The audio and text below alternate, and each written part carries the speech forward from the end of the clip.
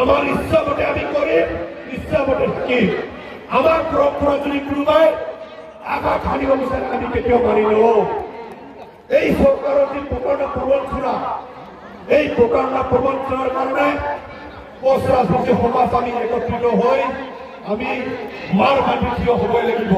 যেনেকা যেতিয়া বাৰিষাৰ দিনত আমি খেতি পথাৰত নামো, আমি যে হাল বাব যাম, ৰ'দ আৰু পানী মিলাই থাকে, যেলা আলিৰ পৰা চাকিব যাক আমাৰ হালোৱাগিলানে কি কৰে, আমি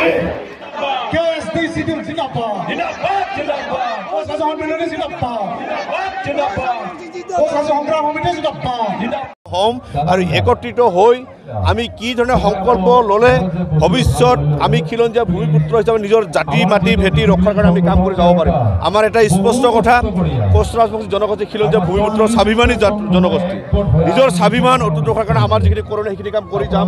ৰাজনৈতিক পাচা খেলত বন্দী কৰি কোচ ৰাজবংশীসকলক যি বাৰে বাৰে অন্যায় অত্যাচাৰ কৰি আছে, তাৰ কাৰণে আজি আমি একেলগে থাকি আমি সকীয়াই দিম। ২৬ৰ বিধানসভা ইলেকশ্যনৰ আগত যদি কোচ ৰাজবংশীসকলৰ যি ৰাজ্যপ্ৰাপ্তি দাবী, পৃথক কমলাপুৰ পুনৰ গঠন, কোচ ৰাজবংশীসকলক জনজাতিকৰণ আৰু কেৰলৰ লগত শান্তি চুক্তি যদি অতি সোনকালে যদি নকৰে, তেতিয়াহ'লে আমি সংকল্পবদ্ধ হৈ এইখন চৰকাৰক উফুৰাই দিয়াৰ কাৰণে যিখিনি সংকল্প ল'ব লাগে আমি ল'ম।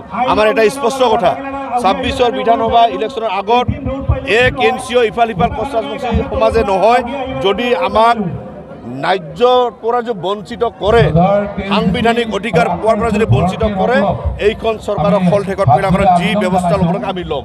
আপোনালোকে গম পাইছে, আমি গোটেই কোচ ৰাজবংশী সমাজ যেতিয়া আমি খিলঞ্জীয়া ভূমিপুত্ৰ হিচাপে আমি আন্দোলন কৰিব যাব নোৱাৰা এটা পৰিৱেশ, গোলগঞ্জত যেতিয়া 10 ছেপ্টেম্বৰ তাৰিখে যি ঘটনা ঘটিছিল, খুব দুৰ্ভাগ্যজনক। তাৰ কাৰণতে আমি আখৰা একটা আমি দেখুৱাইছোঁ চৰকাৰৰ BTAD ইলেকশ্যনত।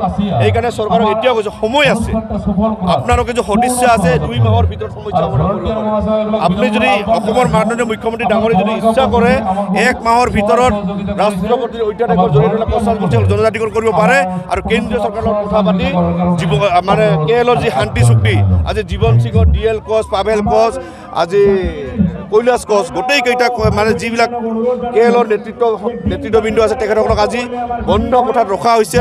তেখেতসকলক যি বাৰে বাৰে প্ৰৱঞ্চনা কৰিব বিচাৰে, আমাৰ এটা স্পষ্ট কথা, কোনো এটা প্ৰান্তত কোচ ৰাজবংশীসকলক যদি চেই আলাই আথানি কৰিব যদি বিচাৰে, গোটেই প্ৰান্তৰ কোচ ৰাজবংশী সমাজ আমি একত্ৰিত হ'ম। আমি বৰ্তমান এটা কথা আমি ভাবিছোঁ, এইখন চৰকাৰ বা প্ৰতিখন চৰকাৰক কথা বতৰাত আৰু আমি নিজকে সুৰক্ষা লাভৰ কাৰণে আমি চৰকাৰক বৰ্তমান আমি আশা নকৰোঁ। কোচ ৰাজবংশী সমাজে বিকল্প চিন্তা কৰি নিজৰ ব্যৱস্থা নিজে কেনেকৈ সুৰক্ষিত সংৰক্ষিত কৰি ৰাখিব পাৰে তাৰ ব্যৱস্থা ল'ম আৰু সংকল্প লোৱাৰ আজি বঙাইগাঁও গণসমাৱেশত আপোনালোকে হাজাৰ হাজাৰ মানুহৰ মাজত আপোনালোকে দেখিবলৈ পাব। আৰু এই খবৰ উদ্গীৰণ মনৰ মাজত জ্বলি থকা জুইকুৰা আপোনালোকে কেইদিনমান পাছত দেখিবলৈ পাব। আৰু আজি স্বতঃস্ফূৰ্তভাৱে গোটেই প্ৰান্তৰ কোচ ৰাজ একত্ৰিত হ'ব, আপোনালোকে দেখিবলৈ পাব। বঙাইগাঁও গোটেই হালধীয়া হৈ গৈছে আৰু কোচ ৰাজবংশী সমাজক বাৰে বাৰে প্ৰবঞ্চনা কৰা যি প্ৰৱণতা, সেই প্ৰৱণতা ঘূৰাই পেলাৰ কাৰণে এটা আজি হালধীয়া ৰঙেৰে ৰঙীন হৈ পৰিব। নৱেম্বৰত জনজাতিকৰণৰ প্ৰতিবেদন দিব বুলি চৰকাৰে কৈ গৈ আছে, এই ক্ষেত্ৰত আপুনি কি মন্তব্য দিব?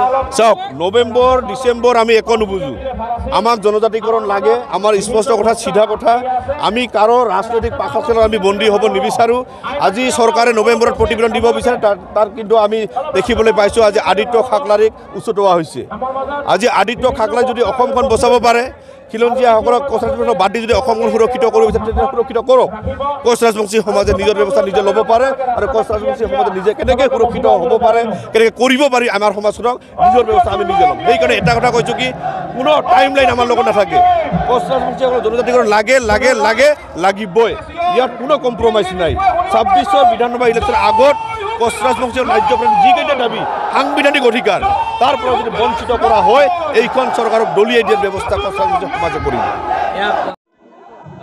পোনপ্ৰথমতে আপোনালোকৰ চেনেলৰ জৰিয়তে মই যিসকল স্বতঃস্ফূৰ্তভাৱে ৰাইজ ওলাই আহিছে তেওঁলোকক বিপ্লৱী অভিনন্দন জ্ঞাপন কৰিছোঁ। আৰু আপোনালোকে জানিছে যে যাওক আজি হাজাৰ হাজাৰ ৰাইজ আমাৰ এই সমাবেত হৈছে। আজি এটাই কাৰণ যে দীৰ্ঘদিনীয়া যি কোচ ৰাজবংশীসকলক লাঞ্ছিত বঞ্চিত প্ৰবঞ্চনা কৰি অহাৰ ফলত তেওঁলোকৰ যি ক্ষোভ আজি তেওঁলোকে আজি প্ৰকাশ কৰিছে আজি গণসমাবেশত আহি। অনাগত দিনত যে কোচ ৰাজবংশী জনগোষ্ঠীটোক যেনেকুৱা ধৰণৰ চৰকাৰে প্ৰতাৰণা কৰি আহিল সেই আৰু প্ৰতাৰণা কৰিব নোৱাৰিব। কাৰণ কিয় আমাৰ ৰাইজ বুজি পাইছে, সজাগ হৈছে যে আমাৰ কোচ ৰাজবংশী জনগোষ্ঠীৰ ৰাইজসকলে তেওঁলোকে নিজৰ স্বাৰ্থ ব্যৱহাৰ কৰি আহিছে। আজি যেতিয়া বিজেপি চৰকাৰ আহিছিল তেতিয়া কিন্তু কোচ ৰাজবংশীৰ লগতে 5 জনগোষ্ঠীৰ জনজাতিকৰণ বিষয়টো লৈ তেওঁলোকে চৰকাৰত আহিছিল। কিন্তু এতিয়া দেখা গ'ল যে 6 জনগোষ্ঠীৰ জনজাতিকৰণৰ বিষয়টোৰ পৰা তেওঁলোকে ফালৰি কাটি আহিছে। আজিৰ তাৰিখত চৰকাৰৰ এজেণ্ট হিচাপে আদিত্য ঠাকৰে ডাঙৰীয়াক তেওঁলোকে 6 জনগোষ্ঠীৰ জনজাতিকৰণৰ বিৰোধীৰ কামত লিপ্ত কৰিব বিচাৰিছে। তেওঁলোকে ভাতৃঘাতী সংঘাত তেওঁলোকে বিচাৰিছে। কিন্তু আমাৰ এটাই কথা স্পষ্টভাৱে ক'ব বিচাৰিছোঁ যে আমি ভাতৃ সংঘাত বিচৰা নাই, আমি সহ অৱস্থানত আমি বিশ্বাস কৰোঁ। গতিকে এই চেগত যেতিয়া 25 তাৰিখে তেওঁলোকে প্ৰতিবেদন পঠোৱা বুলি কৈছে আৰু সেই প্ৰতিবেদন যদি আমি মনে বিচৰা ধৰণৰ প্ৰতিবেদনখন নাযায় তেতিয়াহ'লে আমি ভয়ানক কাৰ্যসূচী হাতত ল'ম। আমি ৰেলপথ অৱৰোধ কাৰ্যসূচী, ঘাইপথ অৱৰোধ কাৰ্য আৰু যদি তথাপিও চৰকাৰখনে আমাক অৱহেলিত কৰে তেতিয়াহ'লে আমি অসম বন্ধৰ দৰে কাৰ্যসূচী ল'বলৈ আমি কিন্তু বাধ্য হ'ম। আৰু